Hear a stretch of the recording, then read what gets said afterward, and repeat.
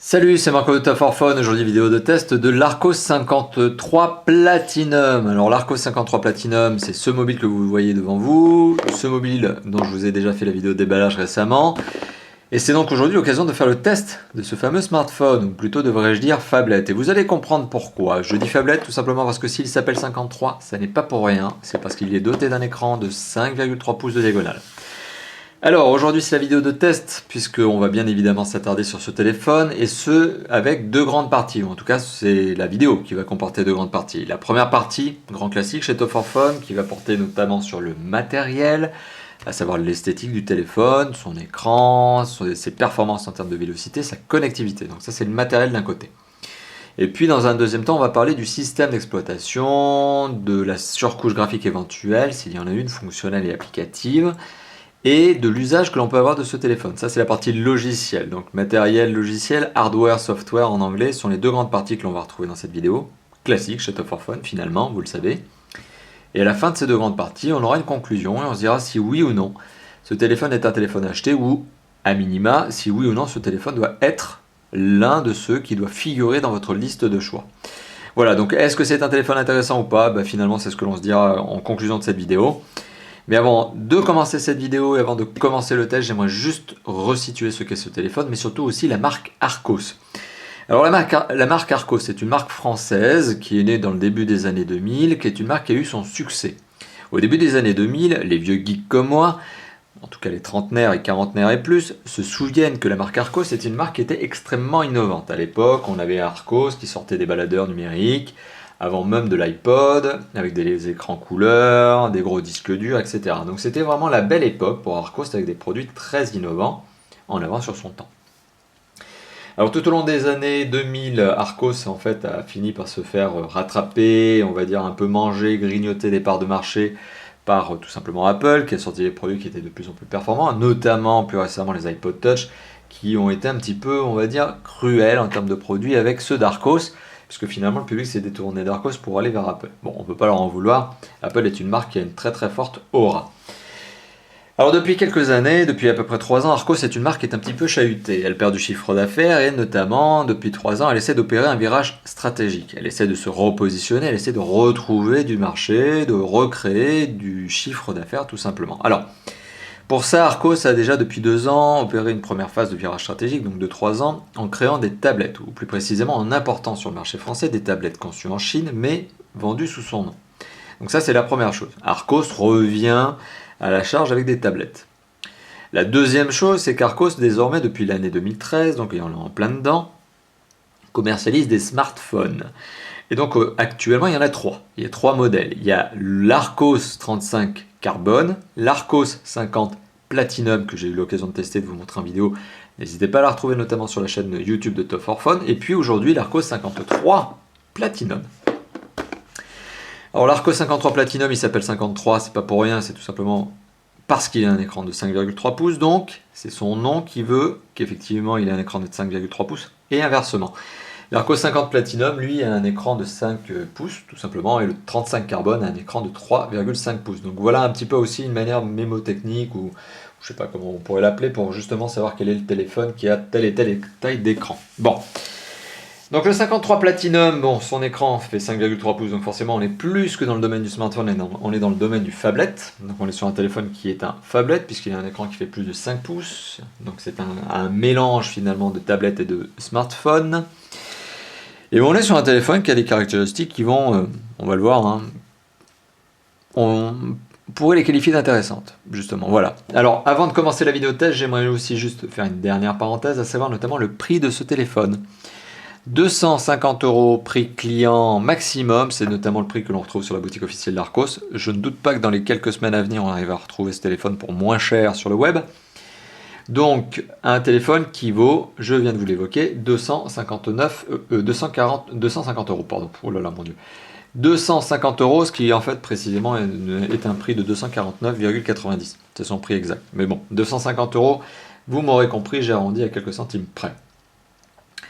Donc ça c'était la petite introduction de cette vidéo. Alors maintenant il est temps de passer justement à cette première partie du test. L'esthétique du téléphone notamment sera le premier point de cette première partie matérielle. Alors l'esthétique du téléphone, sur sa face avant, on va faire un petit tour du propriétaire. Hein. Sur sa face avant, un écran de 5,3 pouces. En dessous, 3 touches sensitives rétroéclairées, vous l'avez vu. Une touche menu contextuelle, une touche Home, qui en appui long me permet d'accéder ni plus ni moins qu'à Google Chrome. Enfin bon, je vous le montrerai tout à l'heure. Et une touche retour. Donc ça sont les 3 touches classiques sensitives. En bas à droite de l'écran, ici, on retrouve l'entrée micro primaire. Au-dessus de l'écran, on retrouve l'écouteur, bien évidemment, un indispensable tout de même. Une caméra frontale, donc pour vous permettre de faire de la visio, et capteur de luminosité de proximité. Sur le côté gauche du mobile, alors, à noter que l'on retrouve une petite note stylistique, c'est un pourtour chromé, un petit peu gris sombre tout autour du téléphone.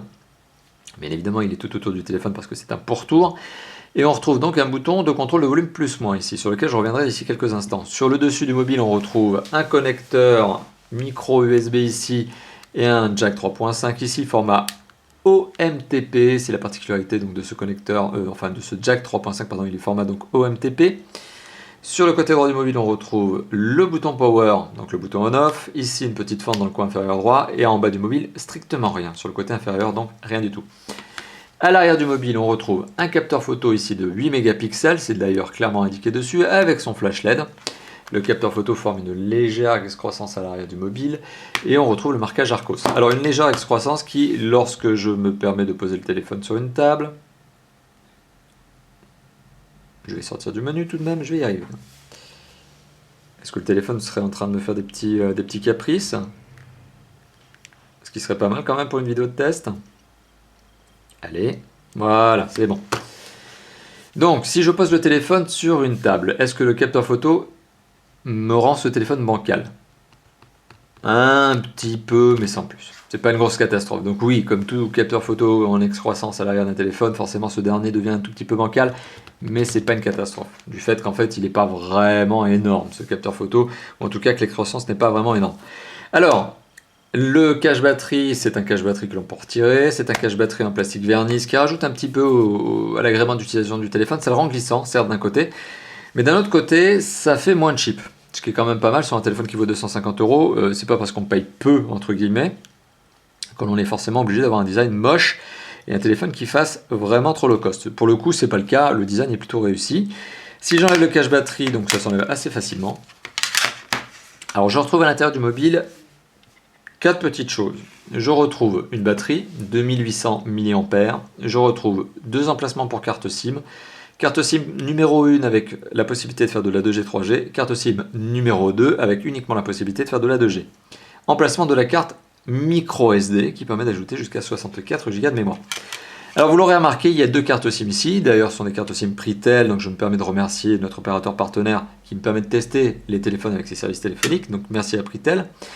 Et alors vous l'aurez remarqué, je jongle avec des cartes SIM, une au format nano, une au format micro. Sachez qu'à la base, les cartes SIM sont au format classique, mais ça ne vous empêche pas de faire la petite manipulation que j'ai faite et de réussir finalement à caler une carte SIM d'un autre format. Alors, autre particularité, vous l'imaginez bien, ce téléphone peut être utilisé avec une seule carte SIM. Ce n'est pas parce que c'est un double SIM que vous êtes impérativement obligé de mettre 2 cartes SIM. Non, ce téléphone marche très très bien avec une seule carte SIM. Heureusement d'ailleurs, sinon ça serait vous pousser à la consommation, ça serait vous pousser à justement acheter une deuxième carte, ce qui ne serait pas forcément très judicieux. Alors le téléphone, vous vous rendez compte, hein, bien évidemment, s'il est double SIM, c'est qu'il est déverrouillé, il est débloqué de tout opérateur. Ça serait un petit peu illogique d'avoir un téléphone double SIM verrouillé sur un opérateur, parce que ça vous obligerait à avoir 2 fois la même carte SIM chez le même opérateur. Bon, donc trêve de parenthèse, ça c'était pour le petit tour du propriétaire. Alors, choses sur lesquelles j'ai envie de m'attarder au niveau de la qualité de fabrication du mobile. Alors le mobile a un assemblage qui est plutôt bien fait. Il n'y a pas de jeu dans les éléments, c'est bien construit, c'est un téléphone certes plastique, bon, sur lequel je vais revenir notamment au niveau du test de torsion, mais il est plutôt bien assemblé. Ce qui, pour moi, est un petit peu décevant, c'est la qualité de fabrication au niveau des boutons. Notamment le bouton de contrôle de volume me laisse penser qu'avec le temps, il pourrait s'abîmer. Et là, je suis en train de vous montrer, je suis en train de jongler volontairement avec le bouton et vous entendez le clac-clac. D'ailleurs, vous voyez les reflets en plus dans l'écran de la pièce dans laquelle je suis en train de faire la vidéo, mais tout ça pour vous dire surtout et pour insister sur le fait que oui, vous l'avez bien remarqué, là, les boutons, c'est pas terrible quoi. Ouais, c'est pas terrible. J'ai vraiment peur qu'avec le temps, alors je dis pas 6 mois ou 1 an ou même 2 ans, mais j'ai vraiment peur qu'avec le temps les boutons lâchent. Franchement, d'autant plus qu'en plus ils sont, vous l'avez vu, intégrés à la coque elle-même. Donc c'est-à-dire que les boutons, bon, c'est un avantage et un désavantage. C'est un désavantage parce que ça les rend un petit peu plus souples, un peu moins bien fixés. C'est probablement pour ça qu'il y a ce petit mouvement et ce côté peut-être impression de fragilité. Ça présente quand même un avantage, c'est que s'il casse, finalement vous n'avez pas besoin de remplacer le téléphone, vous avez juste besoin de changer le cache-batterie, parce qu'ils sont intégrés au cache-batterie. Alors après, reste à voir si on arrive à trouver assez facilement ce genre de cache-batterie en accessoire. Autre chose, ce téléphone existe qu'en noir. Comme aurait pu le dire Henry Ford, vous avez le choix de la couleur du moment que c'est noir. Bah, c'est le cas ici. Voilà. Donc vous ne pouvez choisir que de la version noire. Il n'y a pas de version blanche sur ce téléphone et encore moins d'autres couleurs. Donc noir only. Voilà, donc ça c'était pour vous parler un petit peu du téléphone, de sa qualité de fabrication. Ce que je peux vous dire maintenant, c'est au niveau des dimensions et au niveau de son poids. Alors le poids est relativement conséquent, ce qui est assez étonnant d'ailleurs sur un téléphone qui est complètement en plastique. Ce téléphone fait 190 grammes. Pour un téléphone qui fait 5,3 pouces de diagonale totalement en plastique, c'est un petit peu lourd. J'aurais eu dans l'idée que, avant même de regarder la fiche technique, quand j'ai vu cette information, j'avais dans l'idée que finalement ce téléphone ne pesait pas plus que 170 grammes. Bon, soit, ok, dans l'absolu, c'est pas parce qu'il pèse 190 grammes que ça va vous pénaliser au niveau de son utilisation. Ce qui va vous pénaliser éventuellement si vous avez des petites mains, mais dans tous les cas, vous serez obligé de l'utiliser avec deux mains ce téléphone pour être à l'aise. Ce qui peut vous pénaliser, c'est les dimensions du téléphone. C'est un téléphone qui fait 15,3 cm de long. On va même arrondir, on va faire 15,4 cm de long parce qu'il y a des petits dixièmes de millimètre qui se baladent. Donc 15,4 cm de long, pardon. 7,8 cm de large et en épaisseur, 9,25 mm d'épaisseur. Donc en gros, il fait un peu moins d'un centimètre d'épaisseur. Donc c'est un téléphone qui se prend certes bien en main, mais avec mon pouce, vous voyez, j'ai du mal à aller dans les diagonales. Il faut que je le tienne un peu bizarrement, ce téléphone, pour réussir à aller dans les diagonales. Si je le tiens comme ça, mon pouce n'arrivera jamais à atteindre la diagonale basse ici. Vous voyez, là, je peux faire ce que je veux, j'y arriverai jamais. Je tire comme un dingue, j'y arrive pas. Voilà, donc c'est un phablette, et le défaut de tous les phablettes, est-ce que c'est un défaut ou pas, c'est à vous de me dire finalement, mais c'est que vous serez obligé de l'utiliser à deux mains. Impossible d'utiliser ce téléphone de manière confortable à une seule main, à moins d'avoir des mains de géant. Bon, ça c'est à vous de voir si vous avez des grandes mains ou pas. Ça c'était pour vous parler de la prise en main, du design. Prise en main qui est bonne malgré le revêtement arrière plastique verni, mais d'un autre côté ça rajoute au côté, ça fait pas de cheap, voilà, c'est ce que je vous ai dit tout à l'heure. Donc bon, on peut pas trop attaquer le téléphone sur ces aspects-là, en termes de diagonale, en termes de taille. Forcément, si on veut un téléphone avec un grand écran, c'est normal qu'il ait des grandes dimensions. Bon. Jusqu'à là, il n'y a pas grand chose d'anormal. Les seuls défauts que je lui ai trouvé finalement, c'est les deux boutons, contrôle de volume plus-moins et on-off, qui sont un petit peu souples. La torsion de ce téléphone, là aussi, ça aurait pu être mieux. On est sur un téléphone qui est bien assemblé, certes, mais la torsion, c'est pas son fort. Alors, c'est pas la catastrophe, j'ai déjà vu pire, mais vous l'avez vu, je suis quand même en train d'arriver à lui donner une petite courbe. Concrètement, c'est pas le seul élément que j'ai jamais... Enfin, c'est pas le téléphone à part, je veux dire, j'ai déjà testé récemment un S4 qui me faisait exactement le même coup.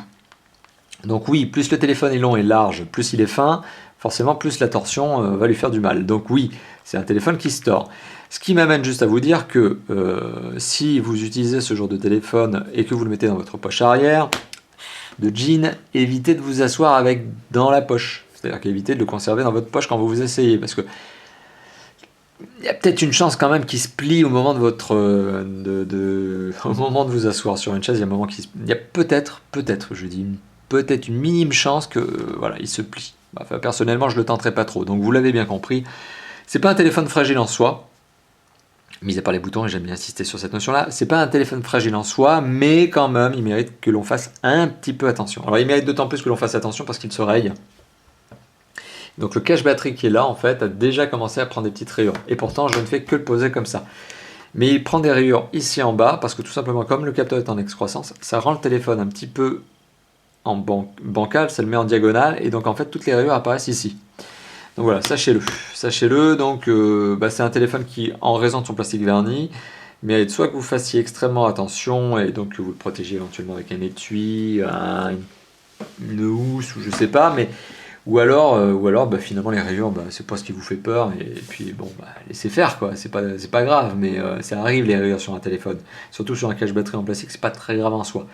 Mais bon, sachez-le, il se raye. Autre détail donc sur la pression de l'écran, la dalle tactile. Alors la dalle tactile est, encore une fois de plus, un petit peu souple. C'est pas une catastrophe en soi, j'ai déjà vu pire, et en plus avant d'arriver avec ce niveau de pression, ce que je suis en train de faire là tout de suite, tout de suite. Bon, faut forcer un peu, donc c'est pas l'utilisation normale. En utilisation normale, l'écran ne se plie pas, la dalle ne se plie pas. Mais en utilisation, voilà, un peu contrainte, c'est-à-dire que lorsque vous avez vraiment envie de... Malheureusement, c'est pas vraiment envie, mais lorsque vous appuyez très très fort, ce qui en fait peut arriver avec un objet qui tombe sur l'écran ou quelque chose comme ça, sachez que la dalle n'est pas suffisamment rigide. Donc c'est aussi ça continue un petit peu au niveau du design et de la fabrication matérielle, c'est-à-dire qu'on est sur un téléphone qui a des belles dimensions, parce qu'il a un écran 5,3 pouces, mais côté design, c'est pas moche, mais ça manque de rigidité. Bon, soit, vous m'avez bien compris, au niveau de l'esthétique, c'est pas moche, mais ça manque de rigidité. Bon, soit, allez, image et son, c'est le deuxième point de cette partie matérielle. Image et son, un écran de 5,3 pouces qui présente une très bonne image. C'est là la contrepartie positive. On est sur un écran qui fait 5,3 pouces, certes, doté d'une technologie IPS, qui est doté donc d'une résolution QHD avec mon très bon accent anglais, ce qui en français nous fait quarter HD ou plus précisément quart de HD en français, donc c'est un quart de HD, donc ça n'est pas un écran HD, ça commence à 720 pixels minimum de côté, là on est à 540 pixels minimum de côté. Et un écran de 5,3 pouces avec une résolution QHD, ça nous donne 208 ppi en anglais, donc pixels per inch, ou en français PPP, pixels par pouce. Donc tout ça pour dire qu'on est sur un écran qui a une bonne gestion de la luminosité, du contraste et des couleurs, ce qui est satisfaisant en soi. Donc on a une bonne gestion de la lumière, on a une très bonne gestion du contraste, on en est presque un... Oui, c'est du très bon IPS, quoi. J'allais dire que c'est presque au niveau de la molette. Non, quand même, il faut pas exagérer, mais on n'est quand même pas mauvais sur les noirs, sur le contraste. Sur les couleurs, on n'est pas mauvais non plus. Bon, on a une petite perturbation, c'est-à-dire que la caméra qui filme, elle a du mal elle-même à calculer la bonne gestion des couleurs. Elle déforme un peu les couleurs, je vais vous avouer. Il y a une aberration chromatique avec le caméscope avec lequel je filme. Mais à l'œil, en tout cas, ce que je peux vous dire, c'est qu'effectivement, le rouge est un bon rouge, plutôt profond. Le vert est un vert qui est tout aussi profond. Et le bleu a une très légère petite tendance à teinter sur le violacé.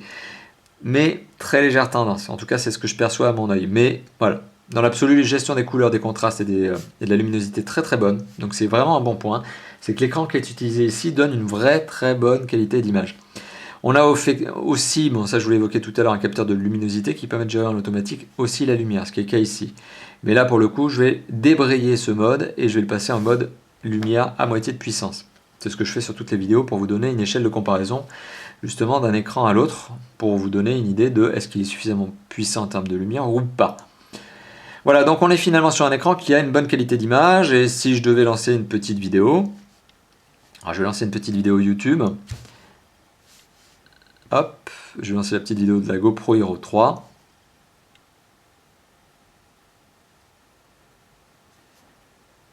pour peu que mon Wi-Fi ait décidé de marcher aujourd'hui. Alors là pour le coup, la petite lenteur que vous pouvez voir, que vous pouvez ressentir maintenant, elle n'est pas liée au téléphone, elle est vraiment liée à ma box. Il faut savoir qu'en même temps que je fais ce test, j'en ai déjà 3 autres qui sont en upload en même temps, hein, donc sur la box. La box là, elle tourne à fond. Donc, hop. Donc petite vidéo promotionnelle de GoPro. GoPro qui fait des très très belles vidéos promo, vous le savez déjà. C'est pas la première fois que je vous la montre, mais c'est juste pour vous donner une idée de la qualité d'image.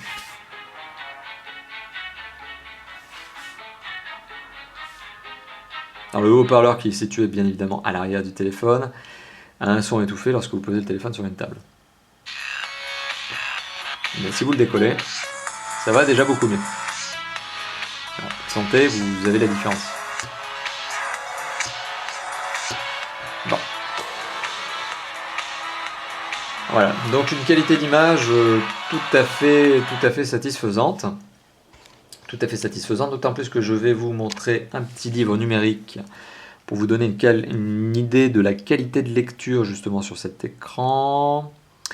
Alors, Play Livre, ma bibliothèque, Candide, le fameux Candide, le livre que je vous ressors à toutes les sauces systématiquement pour vous donner une idée de la qualité de l'image. Et bien voilà, je vous le ressors aujourd'hui juste pour vous donner une idée de justement cette densité de pixels. Alors, 208 ppp, on le sait, c'est quelque chose qui veut dire que l'on arrive à voir les pixels à l'œil nu, parce que la densité n'est pas suffisamment importante pour permettre de ne pas avoir les pixels. D'autant plus sur un écran de 5,3 pouces. Malgré tout, là vous l'avez vu, je suis en train de forcer, je fais une macro sur l'écran, et bien évidemment, à un moment donné, on arrive à voir les pixels là. Ouais, si le focus se fait correctement. Voilà, là on les voit. On voit ces superbes pixels, les fameux 208 pixels par pouce. Par contre, je vous rassure, lorsque vous vous éloignez un petit peu, donc c'est-à-dire lorsque vous êtes en lecture normale, c'est-à-dire qu'on a rarement l'habitude de coller son œil à un écran pour le lire. Hein. Lorsque vous êtes donc à plus de 20 cm notamment, la lisibilité est tout à fait bonne. Vous ne voyez pas les pixels, vous n'allez pas vous focaliser là-dessus, et puis finalement vous allez plus vous focaliser sur la lecture même du texte, et la lecture elle est bonne. Là-dessus il n'y a pas de problème. Alors certes on est en dessous des 300 pp minimum pour ne pas distinguer les pixels, malgré tout la densité de pixels est largement suffisante pour vous permettre de lire de manière confortable un texte qui pourrait être écrit donc à l'écran. Alors je me permets juste de faire une petite parenthèse parce que sur les 208 pp que j'ai moi-même calculé, donc résolution je le rappelle, donc résolution 960 pixels par 540 pixels, donc c'est une QHD sur un écran de 5,3 pouces, ça me donne 208 pp. Ce qui est assez étonnant, c'est que sur la fiche du constructeur, donc sur son site, on a une densité de pixels de 220 pp, et pourtant je vois pas comment ils peuvent les calculer cela. Donc, grosso modo, sachez, ou alors à la rigueur, faites-vous le calcul vous-même. Sur le web, on a pas mal de calculatrices, justement en termes de densité de pixels, qui vous permettent de savoir combien de pixels a par pouce votre écran, mais sachez que c'est 208, c'est pas 220. Voilà, donc j'enfonce un petit clou. Si les gens d'Arcos, justement, regardent cette vidéo, ils feront le correctif sur leur propre fiche produit. Au passage, voilà, enfin bon, allez, soit, fin de la parenthèse, l'écran donne une qualité d'image tout à fait acceptable, tout à fait satisfaisante même. La dalle tactile, c'est une dalle tactile capacitive multipoint. Alors elle est capacitive, c'est la meilleure des technologies grand public. De toute façon, on ne voit plus la résistive, qui était la technologie précédente. Résistif, il fallait appuyer sur l'écran pour les faire comprendre quelque chose. Tactile, capacitif, il faut juste l'effleurer, ou en tout cas, il faut vraiment avoir un contact avec le doigt, ou avec ce que vous voulez. Hein. Vous pouvez avoir des stylets spécifiques. En fait, c'est que la technologie capacitive émet un très faible courant électrique en surface de la vitre, et c'est ça qui lui permet de savoir s'il y a quelque chose qui est en contact ou pas, et où c'est en contact.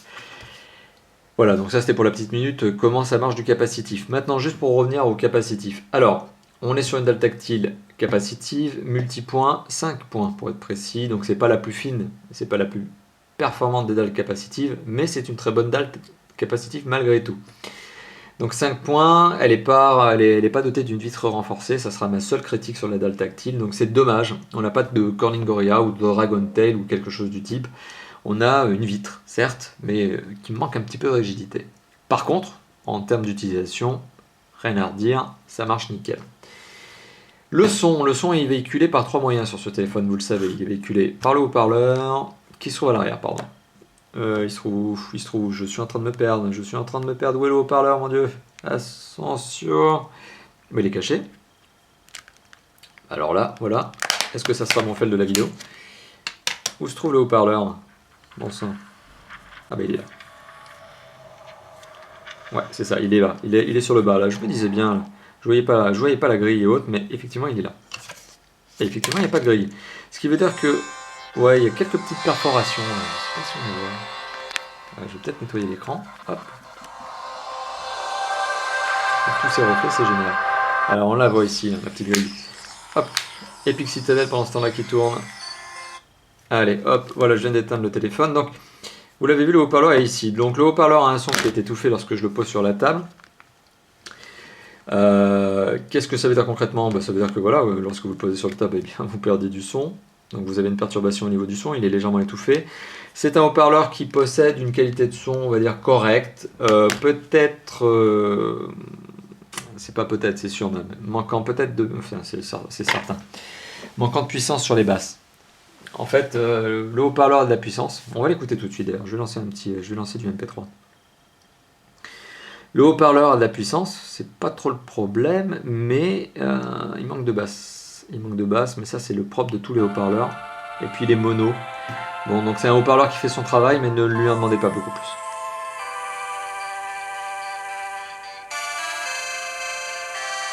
Sur les aigus, par contre, et les médiums, il s'en sort pas trop mal.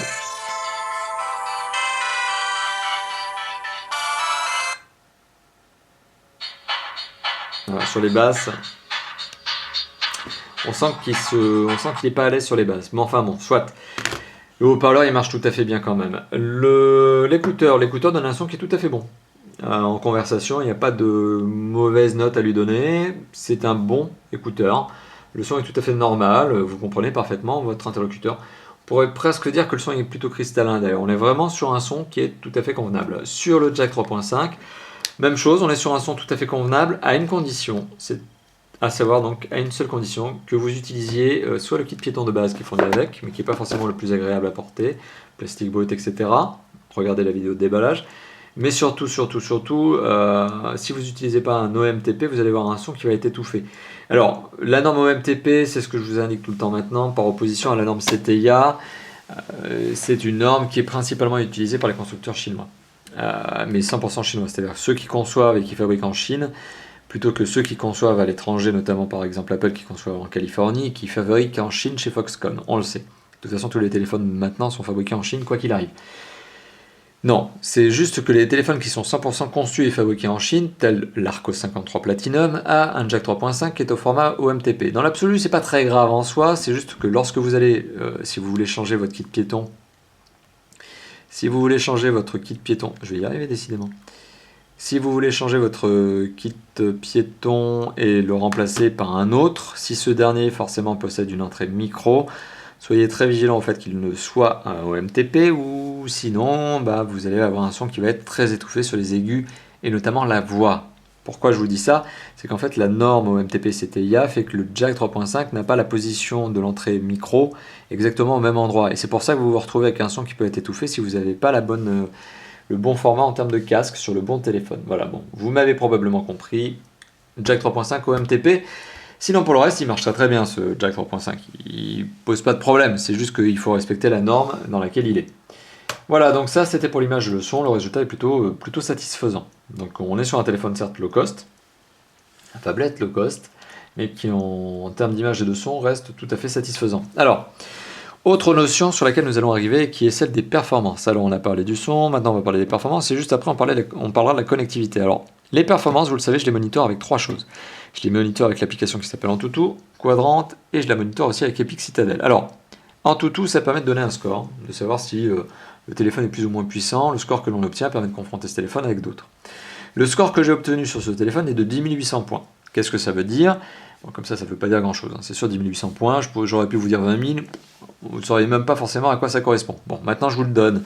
Ce 10 800 points correspond en fait à un grand moyen de gamme. C'est du moyen de gamme.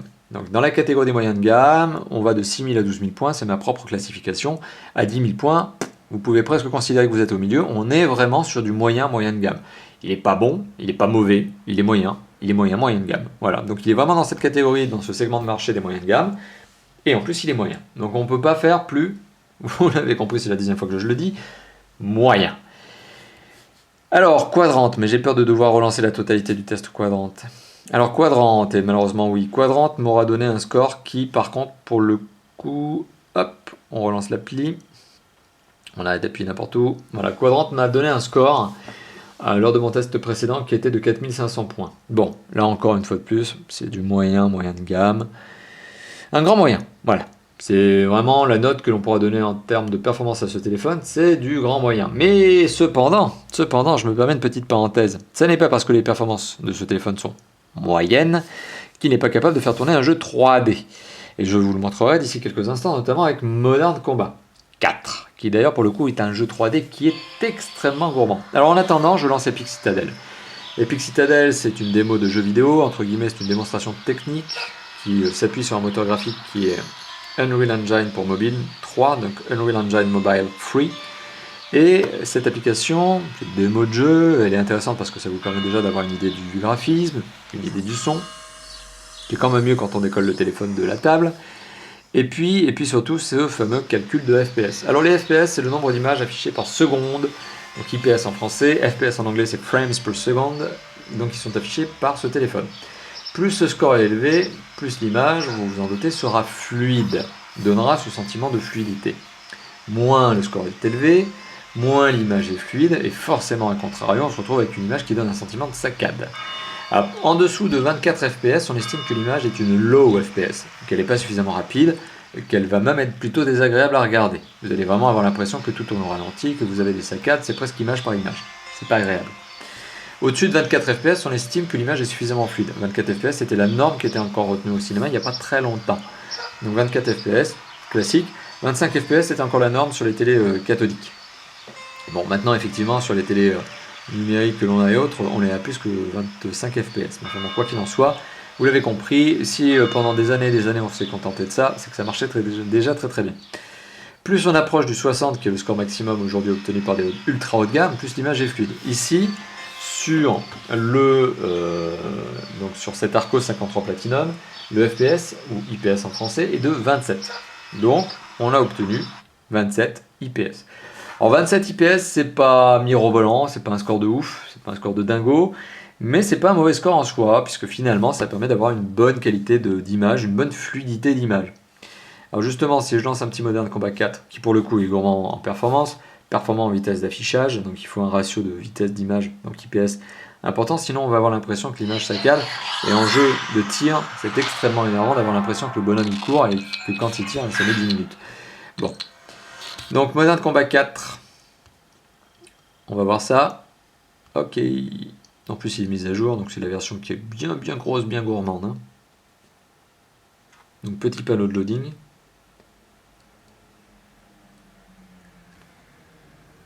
Panneau de loading encore. Les logos qui vont bien. Ok. Ok. Non, je veux pas. Le Facebook, tout ça, je connais pas, j'ai pas envie. Alors. Mission numéro 1, chargement. Encore un petit panneau de loading, hein, parce que bon, des fois, on n'en a pas assez, ça manque un peu, je trouve, dans les jeux.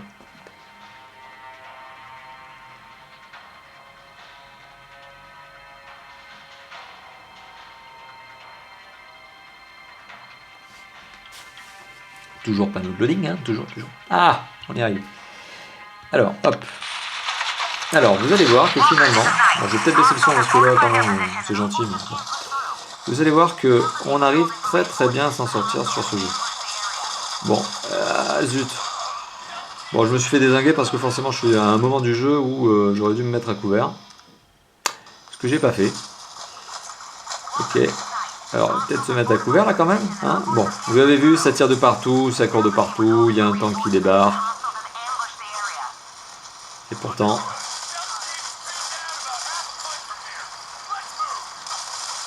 Voilà. Donc je suis en train de tirer en même temps qu'on me tire dessus. Vous l'avez vu, il y a pas mal d'objets qui sont affichés en même temps.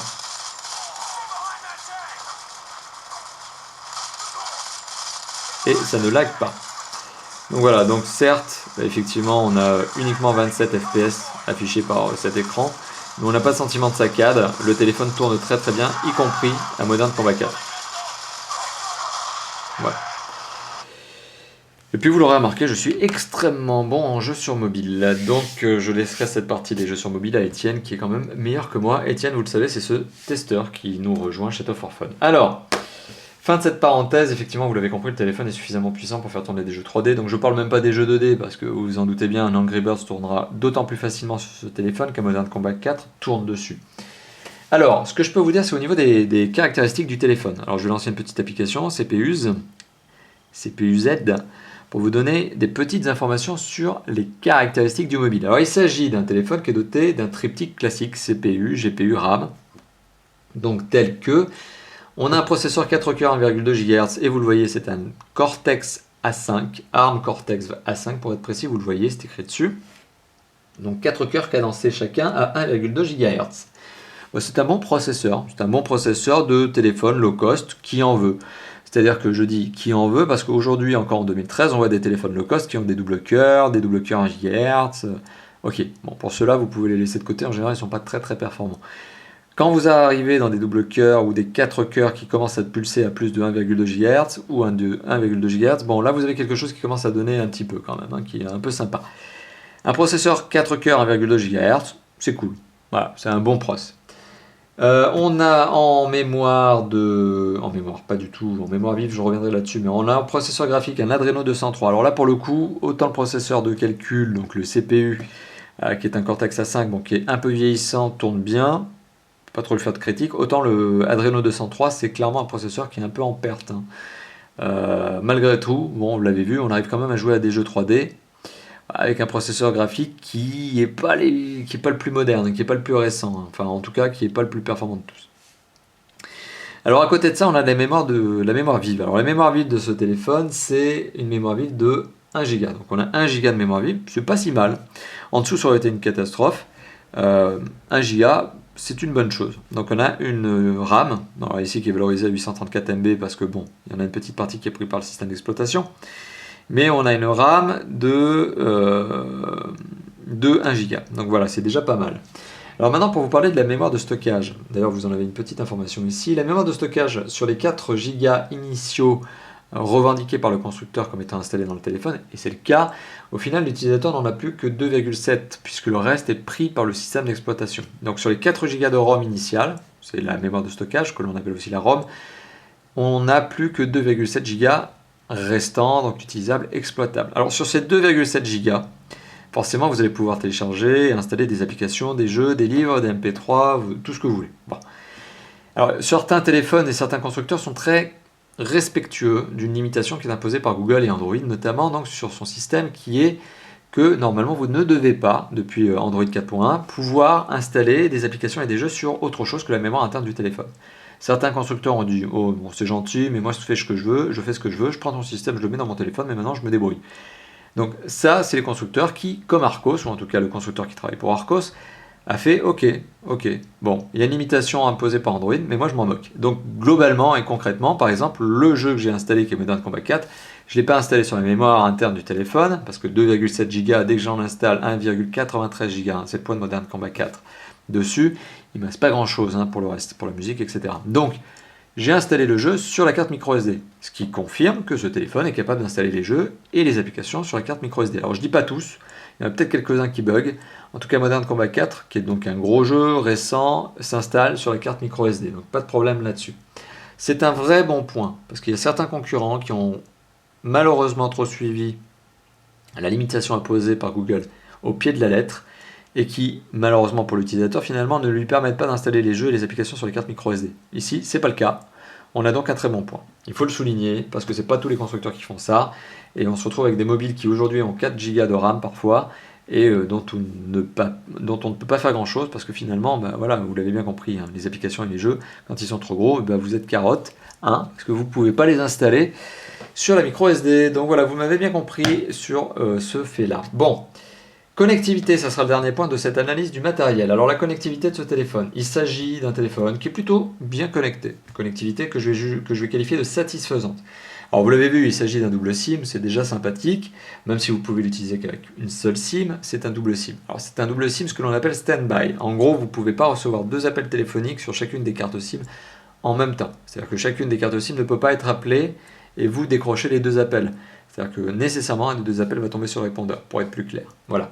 Donc, c'est ce que l'on appelle une dual SIM standby. Un dual SIM standby. Donc, c'est un GSM quadriband, donc vous pouvez l'amener avec vous partout dans le monde. Il capte tous les réseaux. Donc, là-dessus, ne vous prenez pas la tête. Cherchez pas à savoir si le réseau du pays dans lequel vous allez est un réseau qu'exploite votre téléphone, parce que oui, c'est le cas. Donc, voilà, pas d'inquiétude. Connexion web mobile, il s'agit d'une 3G+, et il s'agit précisément d'une HSDPA. Donc en fait, c'est le début de la 3G+, 7,2 mégabits en download par seconde, pardon. Donc oui, c'est une bonne petite 3G+. Donc c'est un bon point aussi. C'est un téléphone qui, à côté de ça, est doté, bien évidemment, de tous les aspects de connectivité nécessaires. Alors, Wi-Fi, Bluetooth, DNLA, GPS et plus précisément AGPS, micro SD, micro USB, radio FM, puisque vous avez aussi une radio FM dans ce téléphone. Autant de paramètres que je suis en train de vous montrer ici comme étant pouvant être réglés via le petit onglet de navigation supérieure, là, dans le chariot. Mais vous pouvez bien évidemment les gérer dans les paramètres du téléphone. Les paramètres du téléphone me permettent justement de vous montrer aussi le réglage des doubles SIM. C'est plutôt sommaire. Et il y a quelques petits bugs. Premièrement, déjà, j'ai jamais réussi à renommer les 2 cartes SIM de l'opérateur partenaire Pritel en Pritel. Donc déjà, c'est pas très cool. Alors Pritel s'appuie sur un réseau qui est SFR. Donc peut-être la raison pour laquelle ici le nom est SFR et pas Pritel. Mais dans l'absolu, j'aurais bien voulu pouvoir les renommer de la manière que j'aurais voulu avoir. Bon, voilà, donc j'ai pas pu. Je peux configurer les réseaux. Si jamais il y a besoin, je peux modifier les valeurs de ce que l'on appelle les APN, donc c'est-à-dire les codes, enfin en tout cas les numéros, les chiffres, les valeurs qui permettent de se connecter au web mobile. J'ai d'autres fonctions comme paramètres d'appel avec le mode TTY, c'est pas forcément très explicite, vous voyez, donc il y a aussi tonalité DTMF. Ça non plus, c'est pas forcément très explicite pour le commun des mortels. Config appel rapide, bon, etc. J'ai voilà, la possibilité par exemple de mettre sur les chiffres du clavier numérique la possibilité donc de mettre, lorsque j'appuie sur le chiffre de longtemps, un numéro de téléphone alloué. Bon, ok. Ça va pas changer la face du monde, mais c'est possible. Les détails des appels, ok, numéro autorisé, messagerie vocale, quel est son numéro, transfert d'appel, etc., etc. Bon, tout un tas de petites options qui vous permettent de gérer, on va dire au mieux, les services téléphoniques avec lesquels vous allez donc utiliser ce téléphone. Ça aurait mérité d'un petit peu de customisation. Il faut savoir que c'est vraiment les versions base d'Android. On est sur un système d'exploitation, je viens d'évoquer, qui est Android. Arcos n'a vraiment pas fait grand chose dessus. Il y a très peu de travail de la part d'Arcos. Et finalement, toutes les applications, tous les outils, toutes les fonctionnalités que je suis en train de vous montrer sont des fonctionnalités d'Android de base, ce que l'on appellera aussi Android stock, donc qui est l'Android, on va dire, sorti de la tête des concepteurs chez Google. Donc voilà.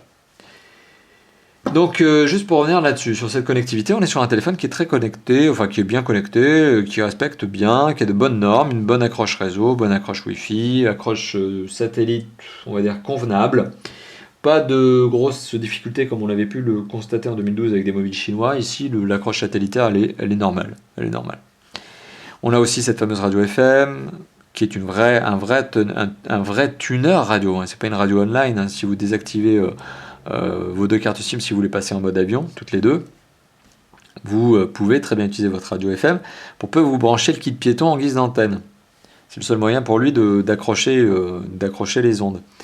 Alors justement, je suis en train de parler d'ondes, ça me permet de faire une transition. Le DAS de ce téléphone. Alors, qu'est-ce qu'on appelle le DAS? L'acronyme de DAS, c'est l'acronyme de quoi?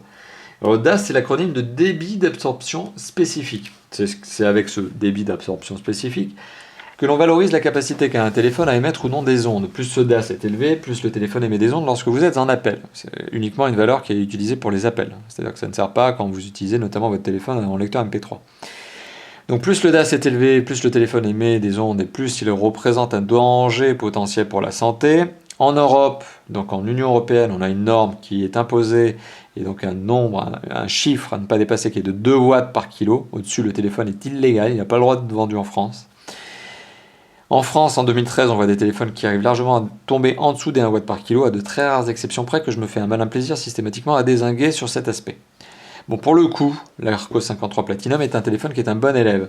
Alors j'ai retrouvé sur la fiche, puisque vous imaginez bien que j'ai ma petite fiche qui me donne les informations techniques, puisque j'ai pas de quoi mesurer moi-même le DAS, hein, ça passe par un organisme indépendant qui lui va valoriser et monitorer le DAS. Alors, le DAS de ce téléphone, il est de 0,328 watts par kilo, c'est ce qui est indiqué sur la fiche produit du constructeur, donc Arcos, en tout cas de l'importateur, mais en anglais. Et il ne s'agit pas du DAS, il s'agit du SAR. Donc c'est l'équivalent du DAS, mais en anglais. Mais on sait que le SAR anglais est un petit peu plus tolérant, un petit peu plus cool dans sa mesure que le DAS français, plus précisément que le DAS européen. Ce qui fait qu'en général, on a une petite variation de 0,1. Ce qui fait que si vous avez 0,3 aux US, vous avez de fortes chances d'avoir un 0,4 en France. Tout ça pour dire que même si c'était 0,4 ou même si c'était 0,5, on serait quand même sur un bon DAS. On est largement en dessous des 1 watt par kilo, on est donc clairement parmi les bons élèves du marché français, du marché européen en ce moment. Donc on est sur un téléphone qui a un DAS qui est tout à fait sympathique, tout à fait satisfaisant. Voilà, donc fin de cette petite parenthèse sur la connectivité du mobile, et c'est finalement ce qui me permet aussi de clore cette partie matérielle et d'en arriver à une deuxième, la fameuse partie système d'exploitation. Alors le système d'exploitation, c'est un Android, et c'est un Android 4.1.2 de mémoire, ou 4.2. Et bien on va voir ça tout de suite. Rien de plus simple, on rentre dans les paramètres du téléphone, on va dans le à propos du téléphone, et là on trouve un 4.1.2. Alors, il faut savoir que Jelly Bean, c'est le nom de ce système d'exploitation, donc Android, plus largement, existe en 4.1, 4.2 et plus récemment 4.3. Alors le 4.3, je vous rassure, il est encore très peu disponible, il est notamment uniquement disponible sur les Nexus. Le voilà le Nexus 4. Donc là-dessus, il y a un 4.3. Je vous rassure, la différence entre un 4.1 et un 4.2, elle est imperceptible pour l'utilisateur. La différence entre un 4.2 et un 4.3, elle est imperceptible pour l'utilisateur. Donc en gros, que vous ayez une 4.1, 4.2 ou 4.3, ça ne vous changera pas la vie. Au quotidien, ça marchera pareil. Et donc on est sur un téléphone qui a un Jelly Bean, donc Android Jelly Bean 4.1.2, et c'est largement suffisant, il n'y a même pas besoin de faire la mise à jour, ça sert à rien. Si un jour elle était proposée, ça ne vaudrait même pas forcément la peine de le faire. Bon, c'est toujours sympa d'avoir un téléphone à jour, mais ça ne vous changera pas l'utilisation du téléphone. Donc selon moi, ce téléphone est déjà à jour. Voilà, c'est ce que je voulais vous dire. Jelly Bean, donc 4.1.2, c'est la version Android qui équipe ce téléphone. Alors, un système d'exploitation qui à la base est déjà très complet, qui vous permet notamment d'avoir un certain nombre d'applications, un certain nombre d'usages possibles. Bon, alors je vous évite le blabla sur l'application téléphone, l'application contact qui est le répertoire, l'application SMS et email. C'est un peu des grands classiques, on va éviter de s'apesantir là-dessus, c'est l'usage même d'un téléphone. Donc je ne vais pas passer 3 heures pour vous détailler comment on fait un numéro de téléphone sur un téléphone. Bon. Non, ce que je veux vous dire, c'est qu'effectivement, on est sur un système d'exploitation qui est Android, donc ce dernier est complet. Il me permet d'avoir un Chrome comme navigateur, un navigateur Internet tout court. En fait, il faut savoir que tout est toujours en double sur Android. On a Play Livre qui me permet de lire des livres, on a Play Film qui me permet de lire des films, on a Play Music qui me permet de lire de la musique. Donc il y a tout un tas d'applications qui sont proposées par Google sur son Android et qui sont proposées ici de base. On a Maps notamment, qui est un logiciel de carto, etc. Alors sur ça... donc sur ce système d'exploitation Android 4.1.2, Arcos a tout simplement appliqué une très légère, mais alors très légère surcouche graphique. Mais alors très légère. Dans le sens où les icônes sont les icônes de base. Ça par exemple, l'icône Appel, c'est l'icône de base d'un Android. Je vous rassure, ça c'est un stock, donc c'est ce que l'on appelle un stock, donc c'est un Android qui n'a pas été retravaillé. Il est vraiment stock. Les icônes, elles sont exactement les mêmes. Donc, petite parenthèse, il n'y a pas de travail graphique, si ce n'est un fond d'écran de la part d'Arcos. On a un tout petit peu d'applicatif. On n'a pas de fonctionnel supplémentaire, donc la surcouche, elle est en fait applicative, et elle est applicative dans le sens où vous avez quelques petites applications supplémentaires, dont notamment Arcos Music, qui est un lecteur de musique, et vous avez notamment Arcos Vidéo, qui est un lecteur de vidéo. Alors, c'est un peu mieux retravaillé que le lecteur de base et que le lecteur vidéo et que le lecteur MP3 de base. C'est un peu retravaillé. Mais franchement, les applications n'auraient pas été là, ça ne vous aurait pas changé la vie. Encore une fois de plus. On a notamment aussi une application qui permet de gérer ces fichiers, qui à mon sens est proposée par Arcos, parce que de base, on n'a pas ce genre de choses, qui vous permet notamment de gérer la carte mémoire. Voilà. Bon, ok, ça c'est une bonne idée. Ça c'est une bonne idée, et ça c'est utile. Voilà, mais bon, tout ça pour vous dire qu'on est vraiment sur, à la limite du Android de base, ce que l'on appelle donc stock ou naked en anglais, donc nu. On est vraiment sur un Android qui tourne très bien à la base déjà. C'est un super système d'exploitation. C'est pas pour rien qu'aujourd'hui 2/3 des ventes de smartphones se font avec des systèmes d'exploitation Android. Donc voilà, il faut le savoir, c'est 2/3 du marché français aujourd'hui des smartphones qui est vendu avec des systèmes Android, pour être clair. Donc Arcos n'a pas appliqué de surcouche graphique, à part un fond d'écran, donc on va dire qu'il n'y en a pas de fonctionnel, donc il n'y a pas de mouvement supplémentaire qui permet de déverrouiller quoi que ce soit. Il y a un petit peu d'applicatif, mais dans l'absolu, si on ne l'avait pas eu, ça n'aurait pas changé la face du monde. Donc voilà, tout ça pour vous dire que le système d'exploitation est un système qui tourne bien, qui, bien évidemment, pour l'accès, parce qu'on a accès au Play Store et donc à l'offre Google Play, on peut télécharger des livres, des applications, des jeux, des films, probablement payant puisque vous allez vouloir du contenu de qualité et que le contenu de qualité est payant, c'est comme ça, c'est le sens de la vie, business is business, money is money.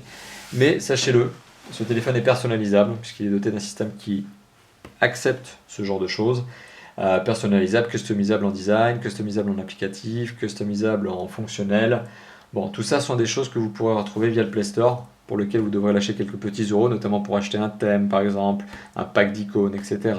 Mais voilà, ça marche très bien, et de toute façon le téléphone à la base est un téléphone qui a un très bon système d'exploitation. Donc moi perso, si je le prenais pour moi, ce téléphone je ferais d'ailleurs aucune customisation en termes de design, je le laisserais comme ça.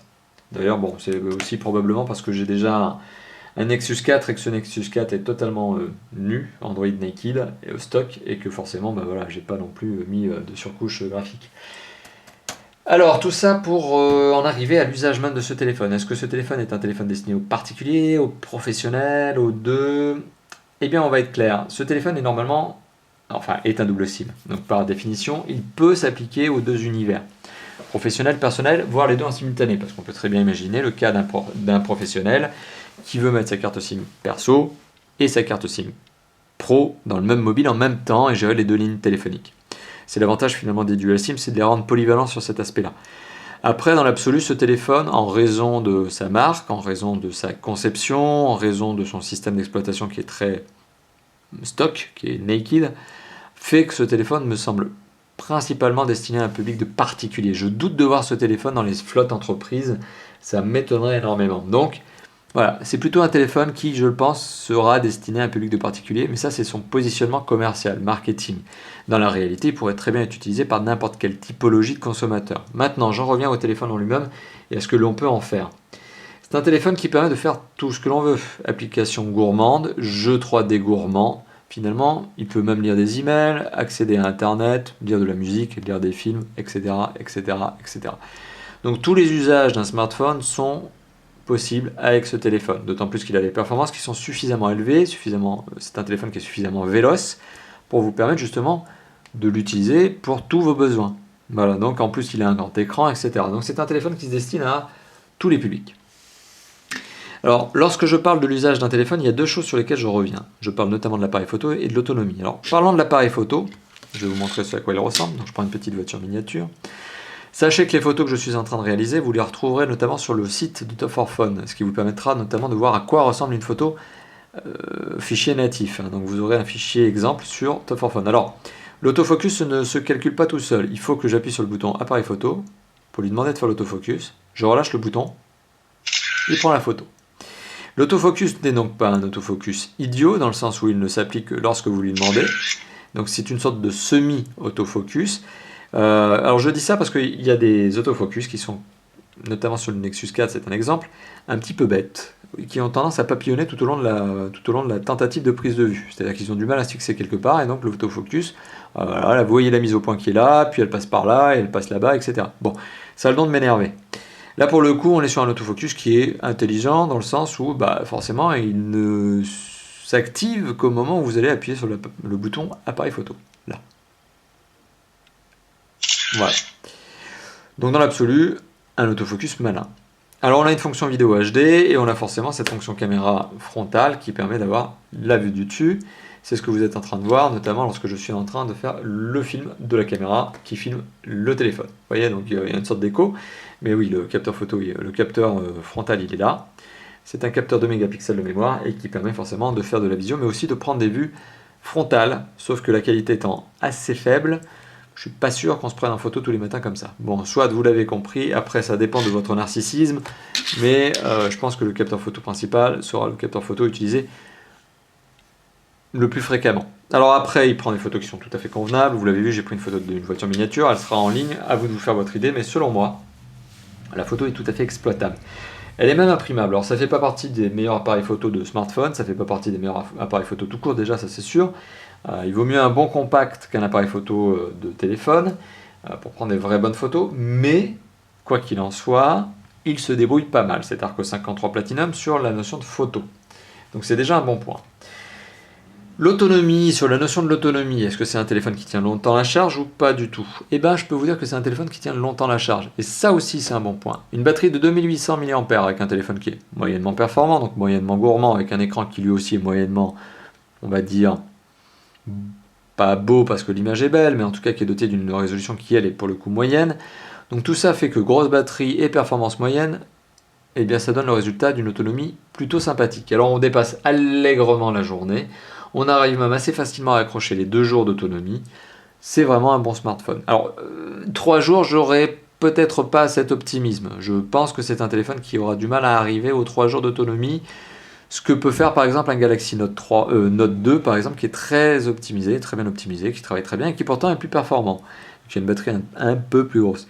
Mais voilà, pour le coup, ici il y a une question d'optimisation qui n'existe pas, donc forcément le téléphone n'est certes pas énergivore, mais il ne va pas suroptimiser ses capacités pour essayer de justement accroître son autonomie. Donc dites-vous que vous allez probablement tourner aux alentours de 2 jours d'autonomie avec ce téléphone, ce qui est pas mal, ce qui est vraiment pas mal, puisque finalement on est plus habitué aujourd'hui de nos jours à tourner avec des autonomies autour d'1 jour, donc justement, plutôt que 2 jours. Ce qui est le cas finalement avec le 53 Platinum. Voilà donc une vidéo qui dure depuis près de 55 minutes et il est donc temps maintenant pour moi de faire la conclusion. Qu'est-ce que je pense de ce téléphone? Est-ce que je vous le recommande? Alors, dans l'absolu, ce téléphone n'est pas mauvais. Dans l'absolu, il n'est pas mauvais dans le sens où, je fais un petit récapitulatif, donc, il a une bonne qualité d'image, il a une dalle tactile qui marche bien, il a des performances qui sont vraiment celles d'un moyen de gamme, il a un prix qui n'est pas trop élevé, 250 €, donc tous ces paramètres font que dans l'absolu, ce téléphone n'est pas mauvais. Maintenant, il a quand même des petites faiblesses, ce téléphone, dans un marché qui est quand même ultra concurrentiel, parce qu'il faut savoir qu'il y a des concurrents d'Arcos, qui proposent des téléphones qui sont aussi les 5 pouces et plus, à des prix au moins équivalents, voire légèrement inférieurs, et plus performants. Donc effectivement, Arcos se retrouve un peu malmené de nouveau, cette fois-ci sur un marché de smartphones où il essaye de s'introduire. Donc c'est un peu bizarre, c'est que on aurait pu espérer que Arcos décide de se repositionner sur ce marché-là et d'entrée de jeu de casser tous les prix, de proposer des trucs vraiment agressifs et d'enfoncer vraiment un clou et de dire hey, écoutez, on se repositionne maintenant les constructeurs de smartphones. Ce qui est bizarre, voilà, c'est qu'on se retrouve avec un phablet qui est pas mauvais, qui est pas non plus exceptionnel, hein, qui est pas mauvais, qui est vendu à un prix qui dans l'absolu est intéressant, hein, 250 €, c'est pas non plus la mer à boire pour un téléphone de cette capacité, de cette qualité-là. Mais il est en face d'une concurrence qui est très rude, ce qui m'amène justement à vous dire donc au final que ce téléphone n'est pas forcément le choix initial, c'est pas forcément le choix immédiat, c'est-à-dire que vous allez devoir réfléchir avant de prendre un Arcos 53 Platinum, de même que vous allez réfléchir pour prendre d'autres téléphones. Ce qui veut dire que ce téléphone, en gros, est un téléphone qui doit être intégré dans votre liste de choix, c'est sûr, si vous recherchez un phablet de plus de 5 pouces, et si vous recherchez un phablet de moins de 250 € avec des bonnes performances. Donc si vous êtes dans cette catégorie-là, phablet, moins de 250 € avec des bonnes performances, oui, ce téléphone doit clairement faire partie de votre liste. Mais non, il ne doit pas être le téléphone premier sur lequel vous devez craquer instantanément, à moins que vous trouviez le design sympa, etc. Bon, ça, c'est à vous de voir. Bon, vous m'avez compris, liste de choix et pas choix immédiat. Maintenant, il y a quand même des petites critiques que j'ai à faire à ce téléphone, et lorsque vous allez le confronter dans votre liste de choix à d'autres téléphones de cette catégorie, c'est ce qui peut faire pencher la balance vers un côté ou vers l'autre. Bon, je vous ai dit qu'il était performant, une dalle tactile sympathique, réactive, qui marche bien avec un bel écran, ok, tout ça c'est vrai. Maintenant, je fais le petit récapitulatif. Il y a quand même des petites notions qui sont un peu embêtantes. Il y a les 2 boutons, quand même, on-off et contrôle de volume qui sont pas terrible, mais c'est pas le seul téléphone dans cette catégorie-là, mais c'est pas terrible. Ça, franchement, ça aurait mérité d'être travaillé. C'est pour moi une bonne petite erreur. La deuxième chose qui m'embête un petit peu sur ce téléphone, c'est le châssis. C'est pas une catastrophe en soi, j'ai déjà vu nettement pire. Si vous regardez un petit peu les vidéos de test que j'ai fait en 2012, vous retrouverez probablement un concurrent chinois de ce téléphone qui, pour le coup, avait un châssis qui était tellement mou que c'était presque une feuille de papier, quoi. C'était une blague à l'époque. Quand j'avais testé ce téléphone, je l'avais clairement indiqué et vous retrouvez la vidéo. Je vous laisse me dire justement en commentaire de quel téléphone je parle. Ça peut être d'ailleurs assez rigolo. Dites-moi de quel téléphone je parle justement. Testé en 2012, qui avait un châssis qui était complètement début 2012, fin 2012 ou début 2013. Bon, voilà, vous le verrez bien de toute façon. Alors, ce téléphone a un châssis qui est un peu mou. C'est pas une catastrophe en soi, mais clairement, ça aurait pu être mieux. Ça aurait pu être mieux si la dalle tactile avait été plus rigide. Et c'est là en fait le défaut, c'est que cette dalle tactile dont j'ai parlé tout à l'heure qui s'enfonce sous la très forte pression, si elle avait été en Dragon Tail ou si elle avait été en Corning Gorilla, elle aurait contribué à la rigidité du téléphone. Ça aurait été une manière très facile d'optimiser 2 aspects du mobile en un seul coup. Et pour le coup, justement, c'est pas le cas. On a une dalle tactile qui est un peu molle et qui contribue pas à rigidifier le téléphone. Voilà. Donc mon avis est plutôt mitigé, il n'est pas négatif sur ce téléphone, loin de là, puisqu'au final le téléphone n'est pas mauvais. Clairement il n'est pas mauvais, il fait partie de cette catégorie des phablettes 5.3 ou même des phablettes de plus de 5 pouces qui s'en sortent pas mal, avec des bonnes performances, un prix tout à fait raisonnable. On peut citer 2 concurrents de ce phablet, notamment dans la catégorie des 5 pouces, il y a le Scribe à ce niveau de prix. Il y a l'Alcatel One Touch Scribe Easy, et non pas HD qui est plus cher, mais le Scribe Easy vaut 250 € et il est moins performant que ce téléphone. Donc déjà ça peut être un concurrent. Je peux aussi vous citer le WecoSync 5, et qui pour le coup a un écran de 5 pouces, donc il est plus petit que le 5,3 pouces que vous êtes en train de voir. Mais c'est un écran HD, par contre qui a une image extrêmement fade, très pâle, alors que là on a une image qui est vraiment contrastée, mais qui a des performances 20% meilleures. Voilà, donc vous voyez, on est vraiment toujours dans cette question du Quels sont les critères que je dois prendre en compte? Est-ce que je veux une image avec un vrai contraste? Si oui, bah voilà, ce téléphone est meilleur qu'un Wiko Sync 5 par exemple. Ou est-ce que je veux un téléphone performant? Donc forcément ce téléphone est meilleur qu'un Alcatel One Touch Scribe Easy. Donc vous voyez, finalement on n'a pas de téléphone parfait dans l'absolu à ce niveau de prix. On a juste des téléphones qui sont de bons compromis. Donc c'est à vous finalement, et vous l'avez bien compris, de faire le bon choix et le bon compromis. Si vous avez, justement, alors je parlais de choix, mais si vous avez des hésitations, alors sachez que sur le forum de Top 4 Phone, on a une section qui s'appelle quel téléphone choisir. Donc si vous ne savez pas quel téléphone choisir, justement, eh bien rendez-vous sur la section quel téléphone choisir du forum de Top 4 Phone pour nous poser la question entre ce téléphone, un autre ou d'autres téléphones. N'hésitez pas. N'hésitez pas aussi, alors ça c'est la petite minute pour vous parler de la totalité des supports que nous utilisons chez Top 4 Phone, n'hésitez pas aussi à vous abonner à la chaîne YouTube. C'est peut-être déjà fait, hein, vous faites peut-être déjà partie des 10 000 premiers abonnés, mais n'hésitez pas, si ce n'est pas le cas, à rejoindre les 10 000 prochains. C'est toujours sympathique de vous compter parmi nous. N'hésitez pas aussi à mettre votre pouce vert sur la vidéo, ça fait toujours plaisir, et à commenter cette dernière, que ce soit commentaire positif, ça fait toujours plaisir à lire, ou commentaire négatif, que je qualifie de constructif, parce que finalement il n'y a jamais rien de négatif. Il faut faire la part des choses et savoir évoluer. Donc si vous avez des remarques à faire qui permettent d'évoluer, de s'améliorer, de nous améliorer, et donc particulièrement pour le coup de m'améliorer moi-même, n'hésitez pas à les faire également sur la chaîne YouTube. N'hésitez pas aussi à les faire sur le site. Vous le savez, chaque vidéo de test que vous voyez sur YouTube a son pendant en texte, donc son pendant en article sur le site de Top 4 Phone. Donc n'hésitez pas aussi à passer sur notre site, à lire l'article, qui parfois possède quelques informations supplémentaires, notamment systématiquement des échantillons photos réalisés avec le capteur du téléphone sur une voiture miniature ou autre. Donc n'hésitez pas également à passer sur le site et à, là aussi, commenter. Enfin, n'hésitez pas à nous rejoindre sur Facebook et Twitter. Facebook et Twitter qui sont deux endroits où nous nous permettons de vous donner des petits flash news et où notamment sur Facebook, je me permets de vous donner, et là je parle de mon cas personnel, mon propre planning de tests, à savoir les tests que je suis en train de faire, les prochains tests que je vais faire, et puis c'est là-bas d'ailleurs où, sur Facebook, donc vous pouvez me dire quels sont les téléphones qui vous intéresseraient à voir en test chez Top 4 Phone, quels seraient les prochains téléphones que je devrais tester, moi ou les autres testeurs de Top 4 Phone, puisque je ne suis plus seul, vous le savez. Voilà, donc trêve de toutes ces parenthèses. Merci d'avoir regardé cette vidéo. N'hésitez pas à nous rejoindre donc, sur les 5 endroits que je vous ai indiqués, le site, le forum, la chaîne YouTube, Twitter, Facebook. N'hésitez pas à nous rejoindre et à commenter, à vous lâcher, à follower, à devenir fan, à vous abonner à la chaîne, à vous abonner au flux RSS, etc. Lâchez-vous, faites-vous plaisir. Et merci donc d'avoir, je le répète encore une fois de plus, regardez cette vidéo qui dure depuis plus d'1 heure, mais sur un téléphone qui méritait qu'on s'attarde un petit peu dessus, même s'il n'y a pas beaucoup de logiciels à indiquer, même s'il n'y a pas de surcouche graphique, etc. L'aspect matériel et l'aspect finalement est un bon choix, méritait d'être justement un petit peu détaillé. Donc voilà, merci d'avoir visionné cette vidéo qui dure depuis près d'1 heure, 1h05 maintenant, plus d'1 heure. Donc merci d'avoir visionné cette vidéo, à bientôt, ciao ciao.